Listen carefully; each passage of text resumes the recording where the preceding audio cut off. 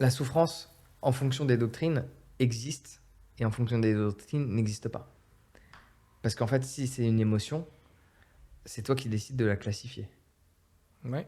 La même émotion peut être mise dans la case souffrance ou pas. Pas. Ouais, tout à fait. Ou même, pour prendre l'exemple, Une sensation. moi je soulève des poids, cette souffrance, je la kiffe. Hum. Toi, un peu moins. La bonne souffrance. Ouais, mais une autre souffrance que moi je kiffe, que tu kiffes Mais voilà, pas. mais ce que je veux dire par là, La longue c'est marche, par qu'il exemple. y a. Bah, au final, j'en fais maintenant avec les vlogs voyage, je Oui, marche toute la journée, ouais, 6 heures ouais. par jour. Je pense que 6 Ouais. heures par jour. Hein. Ouais, mais c'est pas, oui, c'est pas le même état d'esprit. C'est pas le même mais- état Parce que d'esprit. là, tu es avec une caméra et tu cherches des interactions, que quand tu marches dans la montagne ou Ouais, c'est autre chose. seul avec Oui, ton sac à dos, ouais. c'est encore une autre expérience. Voilà. Il y a l'extraordinaire douche froide aussi, Ouais, qui oui. est très La- inconfortable pendant quelques secondes, mais qui ensuite te met vraiment bien. Mais voilà, Et là aussi, il faut tout ça pour dire traverser que le truc. la souffrance n'est qu'une interprétation d'une émotion. C'est pour ça que dans certains trainings ou philosophies telles que Vipassana, on t'apprend à ne pas voir une émotion comme quoi que ce soit. Une Ah, sensation plus précisément, mais oui. Mais en soi, ça rejoint. Oui. Ça rejoint parce que toute sensation va être interprétée comme étant positive ou négative. Tout est lié. Et elle peut aussi être connectée à une émotion. Et la question, c'est où est l'œuf et où est la poule. Souvent, tu sais pas. Souvent, je pense qu'il y a toujours une pensée qui est peut-être pas consciente. Bah, c'est tout interconnecté, pensée, émotion, Mhm. sensation, c'est une espèce de toile d'araignée. Et au milieu de tout ça, ce que l'on peut ressentir concrètement au moment où tu médites, c'est toi qui vas le classifier effectivement. Tu es dans le jugement en permanence, aversion ou attachement. Il t'enseigne à être équanime, d'être Mhm. au milieu. Ben, en fait, c'est toujours des pratiques d'observation de ce qui se passe à l'intérieur de soi. Observer les pensées, observer les sensations. Et à force, enfin, j'ai l'impression qu'en fait, c'est comme un muscle qu'on va former. Tu vois, toi, tu fais des haltères pour faire du muscle, pour construire du muscle. Et c'est par la répétition quotidienne de l'exercice que petit à petit, ton corps va se sculpter. Il va falloir du temps, il va falloir de la détermination, etc.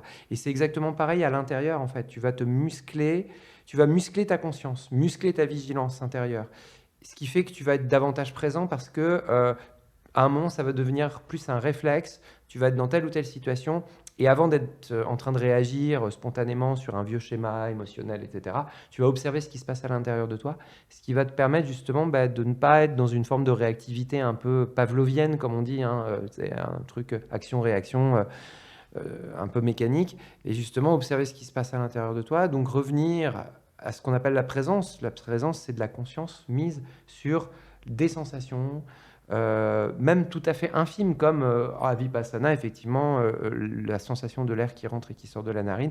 On s'entraîne là-dessus pour ensuite s'entraîner davantage sur autre chose, ce qui petit à petit va étendre le champ de ta conscience sur toi, sur le monde autour de toi. Et je termine juste, en fait, l'idéal... On l'avait pas eu celle-là. Non, On l'avait pas eu celle-là. l'idéal, c'est de muscler, entre guillemets, cette conscience qui fait qu'à un moment, tu vas être constamment en méditation quelque part.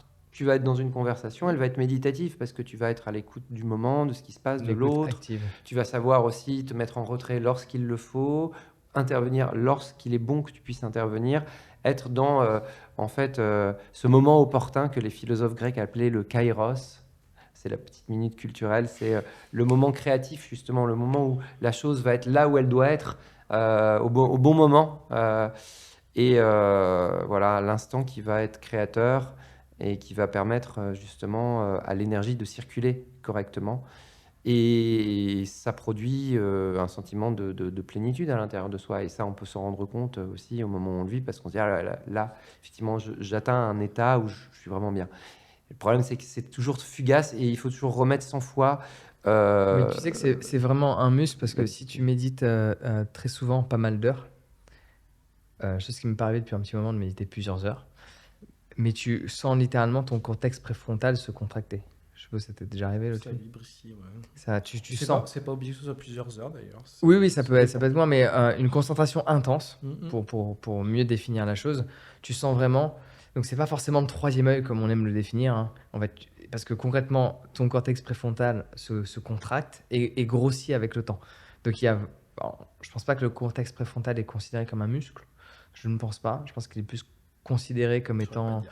une sorte de moelle, peut-être pas moelle épinière. Bon, bref, c'est un bout du cerveau en tout cas. C'est de la graisse, je crois, non? C'est de la, Je ça va être sais du pas, gras, je quoi. sais pas. Bon, en attendant, cette partie-là a tendance à grossir à force de pratiquer la méditation. Donc, c'est comme un muscle, si ce n'est pas pour le dire. Oui, voilà, c'est Un- une comparaison. un- hein, un ouais, muscle. bien Quoi, sûr. un élément que tu mais tu entraînes. peux- voilà, tu peux- comme tu ça, peux- au moins. Quelque chose que tu dois entraîner Voilà, par la Tu discipline. peux faire de en fait. l'extérieur un point de concentration.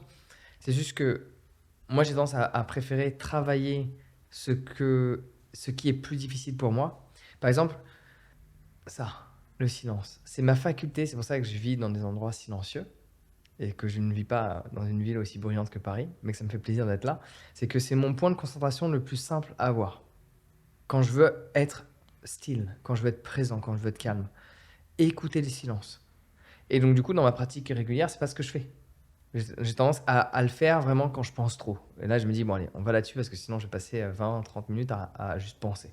Mais sinon, je vais plus travailler d'autres points de concentration qui sont un peu plus challenging pour moi. Et dans tous les cas, tu peux aussi te concentrer en observant les mouvements de foule sans pour autant les interpréter. Tu peux te concentrer sur tellement de choses. Le plus important, c'est de ne pas de faire la pensée un élément de focus parce que il y a certaines pratiques qui le font, mais dans la réalité, c'est que tu vas partir sur cette pensée pour aller vers une autre, comme ce qu'on fait là en dialoguant. Tu vois, tu vas faire ça. Tu vas dériver, mais à travers ta pensée, alors que c'est pas ce que tu as prévu de faire. Alors, si tu as apprécié cet extrait et que tu veux en voir un autre, clique ici. Et si tu veux voir le podcast dans son entièreté, clique là.